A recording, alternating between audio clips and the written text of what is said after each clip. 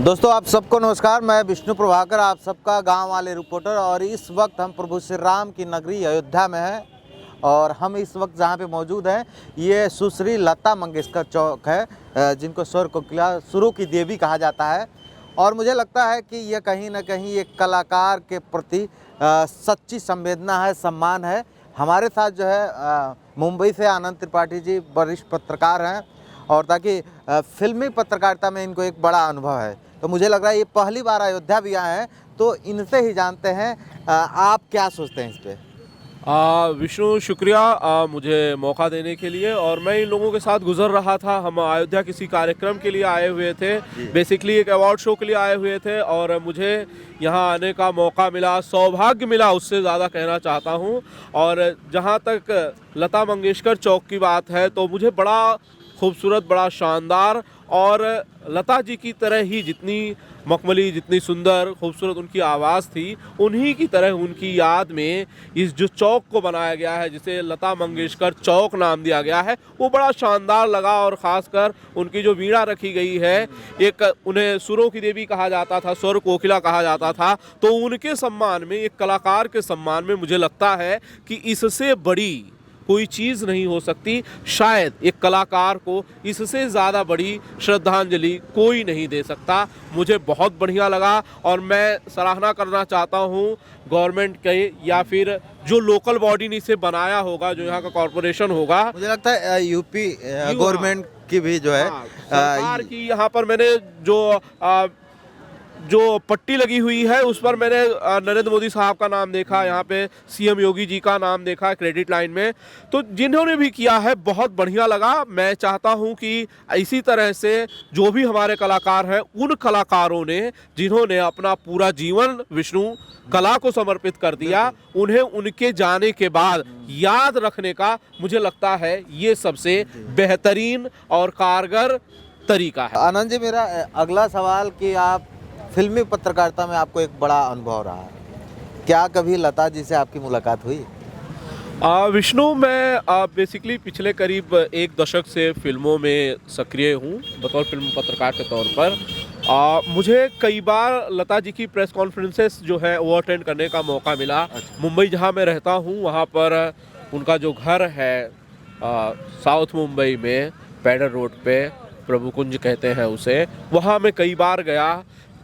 मैंने कई बार press conferences उनकी अटेंड की, लेकिन लता जी से कभी मुझे जिस तरह से हम दोनों मुखातिब हैं, जिसे वन ऑन वन इंटरव्यू कहते हैं, 1 to 1 कहते हैं, वैसा इंटरव्यू का मुझे कभी मौका नहीं मिला। लेकिन हाँ, मैं उन्हें देखा और मैंने इस कॉन्फ्रेंस में उनसे कई बार हम सवाल जवाब भी किए।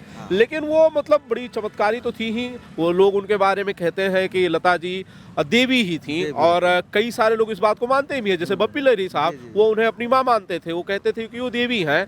तो वो बड़ी सॉफ्ट नेचर की थी। बल्कि आशा जी जो उनकी बहन हैं, और उनसे भी मैं मिला, उनके भाई साहब से मिला, बहुत लोगों से मैं मिला। उनके जो पब्लिसिस्ट थे वो हमारे मित्र होते थे उस ज़माने में।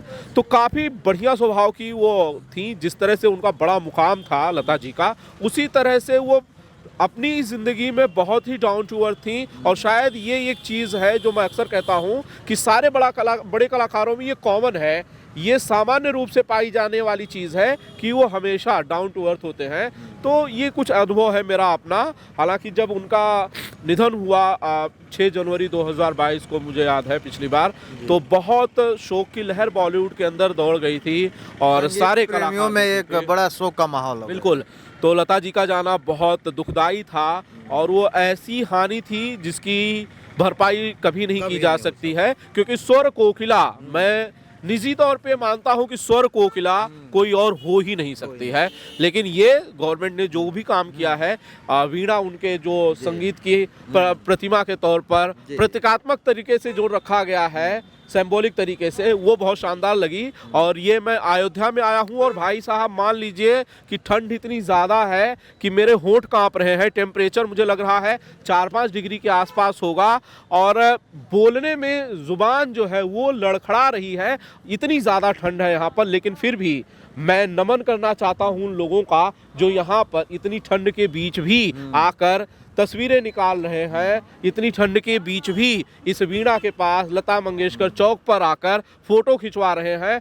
और शायद मुझे लगता है कि ये उनकी तरफ से श्रद्धांजलि है सुरों की उस देवी को, विष्णु जी। और कहीं ना कहीं हर पल हर सेकंड तमाम लोग उनको याद करते हैं, अपने दिल में बसाते हैं। बिल्कुल, हम भी जब यहाँ से गुजर रहे थे तो हमने ये कहा, हमें ये पता चला कि भाई यहाँ पर वीणा जो है वो बनाई गई है, और ये कौतूहल का विषय था कि एक बहुत बड़ी वीणा बनाई गई है, और कोई मुझे बता रहा था कि शायद बजती भी है। हाँ हाँ, एक दो लोग ये बहुत बड़ी बात है, मुझे नहीं पता कि ये बजती है या नहीं, जो यहाँ पर लोकल लोग होंगे वो बता सकेंगे। लेकिन अयोध्या प्रभु श्री राम की नगरी है और वहाँ पर चमत्कार होते रहते हैं, तो कोई बड़ी बात नहीं है कि अगर लता जी की ये वीणा बजने भी लगे तो मुझे कोई चमत्कार नहीं होगा। बहुत सुंदर लगी विष्णु, बहुत बढ़िया नगरी लगी मुझे, बहुत बढ़िया लोग लगे यहाँ पर। और मैं चाहता हूँ कि आप लोगों का प्यार और दुलार इसी तरह से हम लोगों पर बना रहे।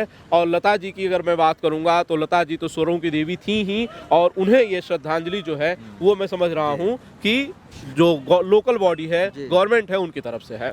अयोध्या अपने आप में एक ऐतिहासिक धाम है, और कहीं ना कहीं ये जो चौक है लता मंगेशकर जी के जो नाम से, ये भी कहीं ना कहीं एक बहुत बड़ा ऐतिहासिक है, और कलाकार कभी मरता नहीं है। बिल्कुल। और इस जगह पे आने के बाद यह पता चलता है, यह एहसास होता है कि एक कलाकार के प्रति सच्ची श्रद्धांजलि, और एक कलाकार का सम्मान जब ऐसा होता है तो सबको अच्छा लगता है।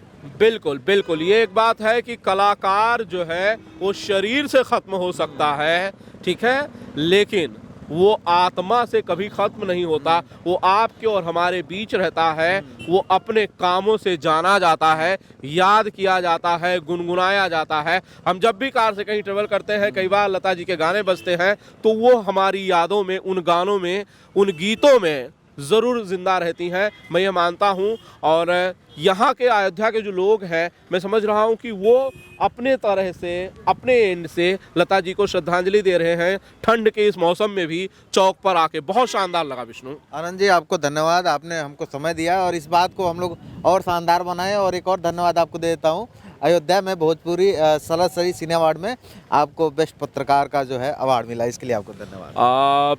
बढ़िया लगा मुझे विष्णु भाई, बहुत अच्छा लगा मुझे। और एप्रिसिएशन सबको अच्छा लगता है, जब आप कुछ काम करते हो तो सबको अच्छा लगता है।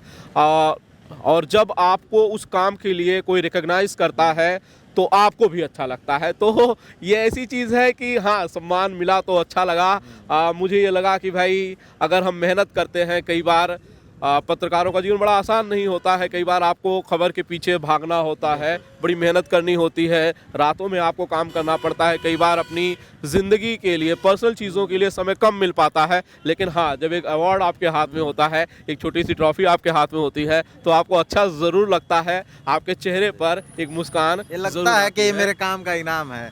और इस समय आनंद जी के चेहरे को आप देखेंगे तो लगेगा कि इनके काम का इनाम मिल गया है। और आज हम जो है स्वर कोकिला लता मंगेशकर चौक पे आए थे, और हमारे पीछे जो आप देख सकते हैं ये ऐतिहासिक चौक, सैकड़ों हजारों की संख्या में सैलानी श्रद्धालु आते हैं, और जो भगवान राम से मिलने जाता है उनका आशीर्वाद लेने जाता है, और इसी रास्ते जब गुजरता है तो इस चौक पे आके एक सेल्फी भी जरूर लेता है। तो इसलिए ये खास है अयोध्या में लता मंगेशकर चौक। ये वीडियो कैसा लगा कमेंट करके जरूर बताइएगा।